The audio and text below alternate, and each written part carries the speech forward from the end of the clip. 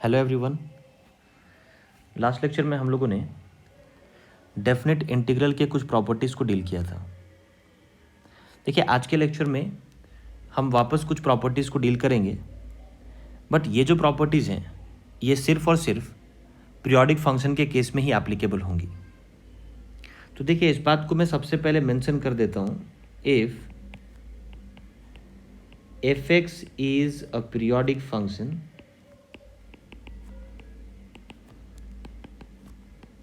with time period capital T. ठीक है, f(x) एक पीरियोडिक फंक्शन है जिसका टाइम पीरियड कैपिटल टी के इक्वल है। तो देखिए, फर्स्ट प्रॉपर्टी यहाँ पे हम लिखते हैं integration f(x) dx from 0 to nt it is equal to n times integral 0 to t f(x) dx where n belongs to integer। देखिए, इसको आसानी से समझा जा सकता है। लेफ्ट हैंड साइड में we have integral 0 to nt f(x) dx। देखिए, इसका क्या मतलब है, आप एक पीरियोडिक फंक्शन को इंटीग्रेट कर रहे हैं जिसका टाइम पीरियड कैपिटल टी के इक्वल है फ्रॉम 0 to nt। तो डेफिनेटली 0 से nt तक आपको इस फंक्शन का n साइकिल्स दिखाई देगा। ठीक है ना, क्योंकि एक साइकिल t लेंथ का है, तो 0 से nt में आपको डेफिनेटली इस फंक्शन के n साइकिल्स दिखाई देंगे। And now you have to integrate that function from 0 to nt। तो इसका मतलब ये हुआ कि अगर मैं f(x) को 0 से t इंटीग्रेट करूं, यानी सिर्फ एक साइकिल में इंटीग्रेट करूं और फिर उसको n से मल्टीप्लाई कर दूं, तो I will get the same result. तो यही बात इस प्रॉपर्टी में बताई गई है। जब भी f(x) को 0 से nt इंटीग्रेट करना हो तो आप सिंपली 0 से t इंटीग्रेट करो एंड देन उसको n से मल्टीप्लाई कर दो। बट एक बात आपको हमेशा ध्यान रखना है कि n यहाँ पे डेफिनेटली एक इंटीजर होना चाहिए। क्लियर? ओके, अब देखिए, अगर मैं नेक्स्ट प्रॉपर्टी की बात करूँ, प्रॉपर्टी 2 में we have integral a to a plus nt f(x) dx। देखिए, यहाँ पे आप f(x) को इंटीग्रेट कर रहे हैं from a to a plus nt। Now see once again, a से a plus nt, अगर आप इस इंटरवल के लेंथ को देखें तो it is same as nt, यानी वापस आप इस फंक्शन को n साइकिल्स में इंटीग्रेट कर रहे हैं। तो आपका रिजल्ट बिल्कुल सेम होगा, it is n times integral 0 to t f(x) dx। And once again n must be an integer. ठीक है, देखो, इन दोनों प्रॉपर्टीज़ में लेफ्ट हैंड साइड में आपको थोड़ा डिफरेंस दिख रहा है, but right hand side same है, क्योंकि कहीं ना कहीं आपने फंक्शन को n साइकिल्स में इंटीग्रेट किया है। ठीक है, 0 से nt यहाँ पर भी लेंथ ऑफ इंटरवल nt के इक्वल है, and a to a plus nt यहाँ पर भी लेंथ ऑफ इंटरवल nt के इक्वल है। ओके, इसलिए राइट हैंड साइड में दोनों केसेस में रिजल्ट आपको सेम दिखाई दे रहा है। नेक्स्ट, अगर मैं थर्ड प्रॉपर्टी की बात करूँ, थर्ड प्रॉपर्टी में we have integration a plus nt to b plus nt f(x) dx। देखिए, इसको आप सिंपली लिख सकते हैं integration a to b f(x) dx। Again n must be an integer. देखिए, इस प्रॉपर्टी को हम कैसे प्रूव कर सकते हैं। इस प्रॉपर्टी को प्रूव करने के साथ साथ हम एक और चीज़ यहाँ पे सीखेंगे। जैसे अगर आप देखें तो दोनों साइड्स में जो इंटीग्रेशन के लिमिट्स हैं they are different. Left hand side में लिमिट क्या दिख रहा है आपको, a plus nt to b plus nt, जबकि राइट हैंड साइड में आपको क्या दिख रहा है, a to b। तो अगर मैं आपसे ये बोलूं कि अगर लेफ्ट हैंड साइड वाले लिमिट को राइट हैंड साइड वाले लिमिट के इक्विवेलेंट बनाना हो, इक्वल बनाना हो, तो आपको क्या करना होगा। तो डेफिनेटली आपको लेफ्ट हैंड साइड वाले लिमिट्स में nt सब्ट्रैक्ट करना होगा। ठीक है, तो देखो यहाँ पे आप क्या सीख सकते हैं, कभी भी इस तरीके से अगर आपको लिमिट चेंज करना हो, है ना, इनिशियली आपके पास लिमिट क्या है, a plus nt to b plus nt, अब आपको क्या बनाना है, a to b। तो आप चाहते हैं कि लिमिट में हम nt सब्ट्रैक्ट कर दें, तो अब आपको क्या करना है, इंटीग्रेशन का जो वेरिएबल है that is x in this case, उसमें वही काम करना है जो आप लिमिट के साथ करना चाहते हैं। यानी अगर आप x में nt सब्ट्रैक्ट कर दें और इसको कोई नए वेरिएबल से सब्स्टिट्यूट कर दें, देखिए basically we are using substitution method, लेकिन किसको सब्स्टिट्यूट करना है, लिमिट्स के अकॉर्डिंग हमने ये सब्स्टिट्यूशन डिसाइड किया है। अब देखो इससे फ़ायदा क्या होगा, अगर मैं इसको डिफ्रेंशिएट करूं तो मुझे मिलता है dx इक्वल्स dy, है ना। दोनों साइड मैंने डिफरेंशियल फाइंड आउट किया तो dx dy के इक्वल आ जाता है। तो अब मैं LHS को क्या लिख सकता हूँ, जरा देखिए। x की जगह पे I can write y plus n t, dx की जगह पे आई कैन राइट dy, और लिमिट की अगर मैं बात करूँ तो x को अगर मैं a प्लस एन टी लिखता हूँ तो y की वैल्यू मुझे a मिलेगी, ठीक है। तो लोअर लिमिट a हो जाएगा। अगेन x की वैल्यू अगर मैं b प्लस एन टी के इक्वल रखूँ तो y की वैल्यू मुझे b के इक्वल मिलेगी, यानी अपर लिमिट b के इक्वल हो जाएगा। आप देख सकते हैं ये जो नया इंटीग्रेशन आपको मिला आफ्टर सब्स्टिट्यूशन, इसमें जो लिमिट्स हैं they are a to b, है ना। लिमिट आपको जो मिला वो क्या मिला, a टू b मिला, और यही चीज़ आपको चाहिए थी। अब देखिए अगर मैं इसकी बात करूं f of y plus n t, f of y plus n t को हम वापस एफ ऑफ वाई लिख सकते हैं। ऐसा इसलिए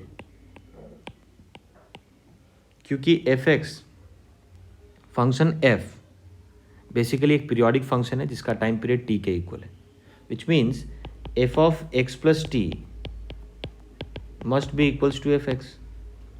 यही तो होता है पीरियोडिक फंक्शन। अगर कोई पीरियोडिक फंक्शन है जिसका टाइम पीरियड टी है तो I can say that f of x plus t must be equals to f x. But देखो अगर मैं f of x plus two t की बात करूं तो ये भी डेफिनेटली एफ एक्स के इक्वल ही होगा। सिमिलरली अगर मैं इसको जनरलाइज कर दूं f of x plus n t तो ये भी एफ एक्स के इक्वल ही होगा, है ना। मतलब एन को आप कोई भी इंटीजर रखो, f of x plus n t f of x के इक्वल ही होगा।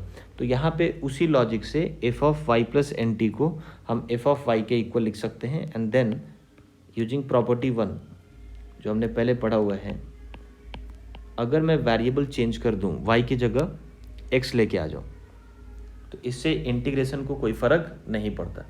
डेफिनेट इंटीग्रल में चेंज ऑफ वेरिएबल से कोई फ़र्क नहीं पड़ता। तो देखो कहीं ना कहीं आपको ये RHS मिल चुका है। तो इस तरीके से प्रॉपर्टी 3 को आप प्रूव कर सकते हैं। नेक्स्ट प्रॉपर्टी की अगर बात करें, प्रॉपर्टी नंबर 4, यहाँ पे you have to integrate f x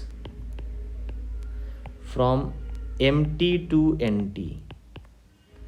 इस बार आप एफ एक्स को इंटीग्रेट करने जा रहे हैं from m t to n t. तो देखिए ये सिंपली आपको क्या रिजल्ट देगा, n minus m integral 0 to t f x d x, okay, where m and n both are integer. ठीक है, एम और एन दोनों यहाँ पे इंटीजर होंगे। क्लियर है। अब देखो इस प्रॉपर्टी को हम कैसे प्रूव कर सकते हैं। Once again if I start from LHS, LHS में हमारे पास क्या है, integration m t to n t f x d x. तो इसको देखिए मैंने प्रॉपर्टी 3 यूज करके इस तरीके से ब्रेक कर लिया, m t to 0 f x d x plus 0 to n t f x d x. ठीक है, ये हमने प्रॉपर्टी 3 में पढ़ा था पिछली क्लास में। अब देखो इस इंटीग्रेशन को, सेकंड वाले इंटीग्रेशन को मैं एज इट इज लिखता हूँ और फर्स्ट वाले इंटीग्रल को मैं वापस लिमिट चेंज करके मैंने इसका लिमिट क्या बना दिया, 0 टू एम टी। तो डेफिनेटली बाहर एक माइनस साइन आएगा। ये बात हमने प्रॉपर्टी 2 में सीखी थी। तो ये इंटीग्रेशन कुछ ऐसा दिखाई देने लगेगा। अब देखिए फर्स्ट प्रॉपर्टी जो अभी हमने सीखा, 0 to n t f x d x, इसको हम क्या लिख सकते हैं, n times 0 to t f x d x. ठीक है, तो यहाँ पे 0 to n t integral f x d x को मैंने लिख दिया n times 0 to t integral f x d x, minus इसको हमने लिख दिया m times integral 0 to t f x d x. Again अगर आप इसको सिंप्लीफाई करें you will get n minus m integral 0 to t f x d x. ठीक ठीक है, और यही चीज़ आपको RHS में दिखाई दे रही थी। तो इस तरीके से आप इस प्रॉपर्टी को प्रूव कर सकते हैं। तो ये 4 ऐसी प्रॉपर्टीज़ हैं जो पीरियोडिक फंक्शन के केस में एप्लीकेबल होंगी, ठीक है, इनको आप ज़रूर ध्यान में रखें। अब देखिए इस पे कुछ क्वेश्चंस अगर हम लोग कर लें, जैसे जो सबसे पहला क्वेश्चन है, if suppose you have to integrate e to the power x minus box x dx from 0 to 1000, ठीक है, e to the power x minus box x को इंटीग्रेट करना है फ्रॉम 0 to 1000। तो देखिए सबसे पहले तो मैं आपको बता दूं e to the power x minus box x, where box x represents greatest integer function. यहाँ पे box x greatest integer function को रिप्रेजेंट कर रहा है, तो डेफिनेटली इसको आप लिख सकते हो फ्रैक्शनल पार्ट ऑफ x। और हम सब जानते हैं कि फ्रैक्शनल x एक पीरियोडिक फंक्शन होता है जिसका टाइम पीरियड 1 के इक्वल होता है, ठीक है। तो देखिए अब इसको e to the power fractional x को भी हम पीरियोडिक बोल सकते हैं, है ना, क्योंकि हमने एक प्रॉपर्टी पढ़ी थी पीरियोडिक फंक्शन में that f of g is periodic if g is periodic. तो यहाँ पे एक्सपोनेंशियल फंक्शन का और फ्रैक्शनल x का कंपोजिशन आपको दिख रहा है। तो अगर अंदर का फंक्शन, कंपोजिशन में जो अंदर वाला फंक्शन है, अगर वो पीरियोडिक हो तो पूरा का पूरा फंक्शन पीरियोडिक बन जाता है। तो e to the power fractional x definitely ये भी एक पीरियोडिक फंक्शन होगा और इसका टाइम पीरियड 1 के इक्वल होगा। तो इसको हम लोग सिंपली क्या लिख सकते हैं, यूजिंग प्रॉपर्टी 1 जो अभी हम लोगों ने सीखा है, अगर इस फंक्शन का पीरियड 1 है तो we can write this as 1000 times 0 to 1 e to the power fractional x dx। और देखिए 0 से 1 के बीच में अगर फ्रैक्शनल x की बात करें तो fractional x behaves as x only, ठीक है, यानी आपको सिंपली e पावर x को इंटीग्रेट करना है फ्रॉम 0 to 1। रीजन समझ आ रहा है, 0 से 1 के बीच में अगर आप फ्रैक्शनल x का डेफिनेशन देखें, है ना, ये सारी बातें आपने फंक्शन में पढ़ी हैं, तो fractional x behaves as x only, यानी आपको सिंपली e पावर x को इंटीग्रेट करना है फ्रॉम 0 to 1 एंड देन उसको 1000 से मल्टीप्लाई कर देना है। तो आपको रिजल्ट क्या मिल जाएगा, 1000 integration e power x is e power x only and then you have to put limit from 0 to 1। तो यहाँ से आपको मिल जाता है 1000 टाइम्स e माइनस 1। तो ये आपका फाइनल रिजल्ट हो जाएगा, ठीक है। नेक्स्ट इस पे अगर मैं एक और क्वेश्चन देखूं, if suppose you have to integrate √1 plus cos x from 0 to 200 pi, ठीक है, इस फंक्शन को हम इंटीग्रेट करेंगे फ्रॉम 0 to 200 पाई। कैसे करेंगे देखिए, सबसे पहले तो 1 प्लस कॉस एक्स को हम क्या लिख सकते हैं, we can write 1 plus cos x as 2 cos square x by 2, okay, 2 cos square x by 2 लिख सकते हैं इसको। देन अगर आप स्क्वायर रूट के बाहर इस पूरे फंक्शन को निकालोगे तो आपको क्या मिल जाएगा, √2 times under root cos square x by 2 को we can write mod cos x by 2। देखिए कॉस एक्स बाई 2 लिखने की गलती बिल्कुल मत कीजिएगा, क्योंकि स्क्वायर रूट हमेशा एक पॉजिटिव वैल्यू देता है। तो डेफिनेटली आपको स्क्वायर रूट के बाहर कुछ भी निकालना है तो मॉड के साथ निकालना है, ठीक है। तो यहाँ से आपको मिल जाता है √2 मॉड कॉस एक्स बाई 2। तो √2 को मैंने इंटीग्रेशन के बाहर ले लिया। अब हम इंटीग्रेट करेंगे मॉड एक्स बाई 2 को विद इन लिमिट्स 0 to 200 पाई। अब देखो इस फंक्शन के टाइम पीरियड की अगर बात करें तो इसका टाइम पीरियड होगा पाई अपॉन हाफ, मतलब 2 पाई के इक्वल होगा, है ना।